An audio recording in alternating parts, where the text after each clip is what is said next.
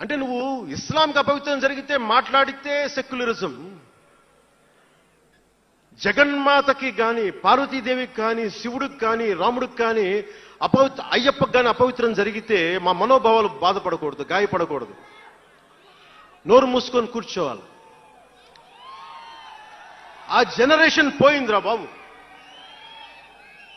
ఆ జనరేషన్ పోయింది. ఒక తప్పుని తప్పుగానే చెప్తాం. ఒక హిందువు ఒక ముస్లిం పట్ల తప్పు చేస్తే తప్పనే చెప్తాం.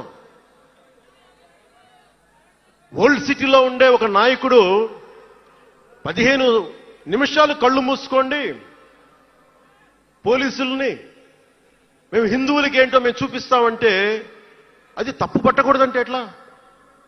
అది మతోన్మాదమా? ఏం మాట్లాడుతున్నారు మీరు? బతుకమ్మ బతుకమ్మ బతుకమ్మ అని చెప్పి బతుకమ్మ పాటని మీరు వెటకారం చేసి ఓల్డ్ సిటీ నాయకుడు మాట్లాడితే దాన్ని డిఫెండ్ చేసుకోవటం